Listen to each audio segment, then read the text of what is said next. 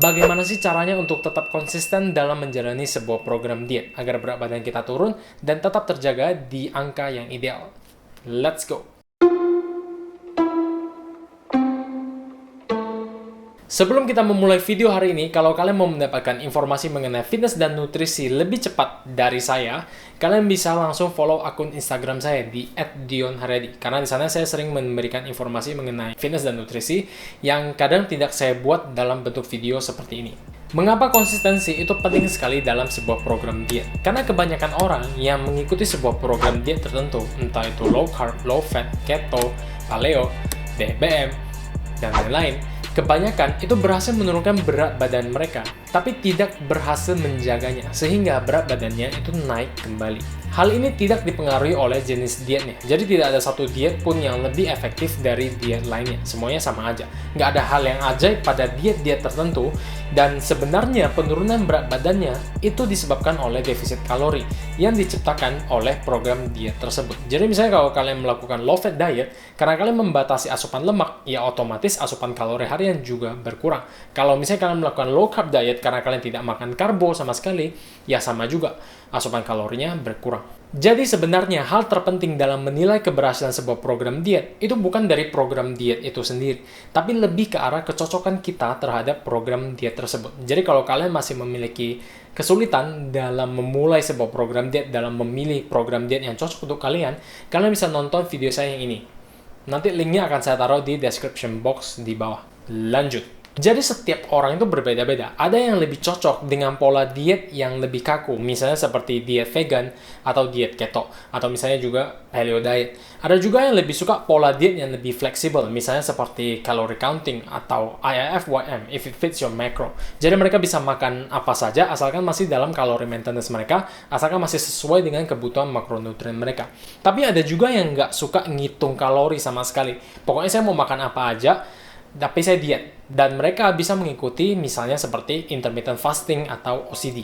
Buat teman-teman yang punya tips agar terus konsisten dalam menjalani sebuah program diet atau dalam menjalani sebuah program latihan, bisa langsung tulis di kolom komentar di bawah, oke? Share, beritahukan kepada teman-teman semuanya, yang lain-lain juga, bagaimana sih cara kalian tetap menjaga konsistensi dalam program diet dan dalam program latihan kalian, oke? Komen down below, komen. Jadi nomor satu dalam membentuk sebuah konsistensi dalam mengikuti sebuah program diet adalah mencari sebuah program diet yang cocok dengan kita. Kalau kalian tidak bisa menjalani program diet tersebut secara setidaknya 1 tahun, secara konsisten dengan nyaman, maka akan sulit untuk mempertahankannya dalam jangka waktu yang panjang. Jadi penting sekali untuk memahami dan mencerna tahap ini. Oke? Cari program diet yang cocok dengan kalian. Tips nomor 2 yang bisa saya berikan adalah kalian perlu sebuah metode pengukuran. Metode pengukuran ini bisa dari banyak hal. Yang pertama adalah dari timbangan berat badan. Yang kedua adalah dari foto.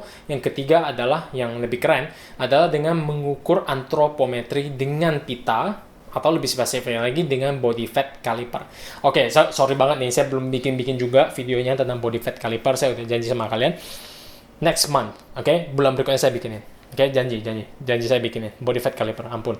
Dengan mengukur poin-poin ini dengan rutin, maka kalian akan menciptakan sebuah tangga kesuksesan yang kalian bangun dari rasa percaya diri. Misalnya dari minggu 0 ke minggu kedua, kalian sudah berhasil turun 1 kilo. Terus dari foto sudah kelihatan perubahan dari sini menjadi ini. Lalu dari body fatnya, kalian ukur dengan body fat caliper sudah berkurang dari sekian persen menjadi sekian persen. Lalu dari bulan 1 ke bulan 3 terlihat lebih jelas lagi. Udah 10 kilo misalnya, body fatnya sudah turun sekian persen.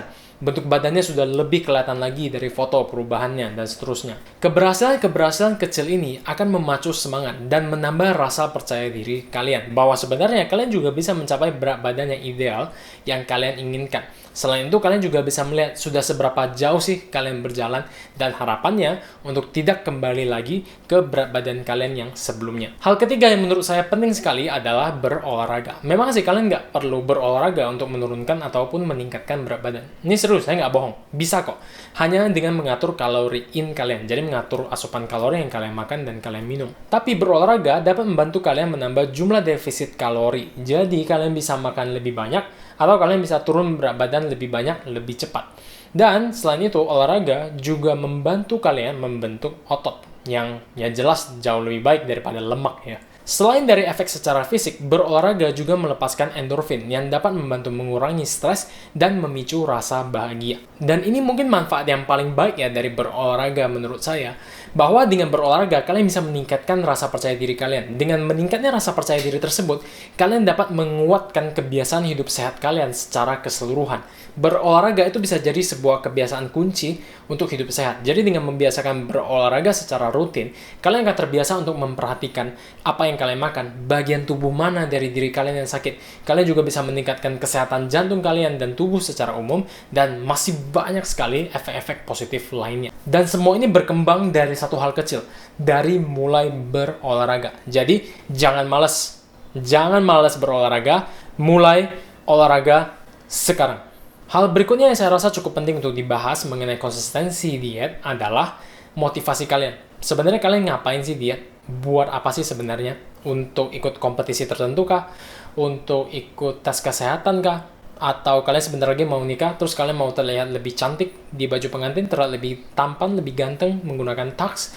Atau mau kelihatan lebih fit, mau liburan, dan lain-lain. Tujuan ini penting banget untuk memacu semangat kalian pada saat kalian sudah menjalani program diet dan pola latihan ini berbulan-bulan, bertahun-tahun. Saat kalian sudah merasa bosan, saat kalian sudah mulai merasa muak dengan makanannya, kalian bisa kembali lagi ke tujuan awal kalian ini. Buat apa sih sebenarnya kalian diet? Satu hal yang saya lakukan dulu adalah, di handphone saya pasang wallpaper yang berisikan kata-kata motivasi untuk terus diet, untuk terus fitness. Dan setiap kali saya merasa bosan, saya merasa muak dengan program diet, dengan program latihannya, saya kembali melihat handphone saya yang berisikan kata-kata motivasi tersebut. Baru setelah itu saya mulai lihat progres saya, dan mulai teringat lagi tujuan awal saya sebenarnya untuk apa sih saya melakukan diet, untuk melakukan program latihan ini apa sih sebenarnya. Dan hal itu yang terus memotivasi saya untuk terus maju, dan terus maju. And that's it for my video today. Terima kasih sudah menonton sampai di sini. Kalau teman-teman masih punya pertanyaan seputar konsistensi dalam diet, bisa langsung tanyakan di kolom komentar di bawah. And I'll see you again in the next video. Bye!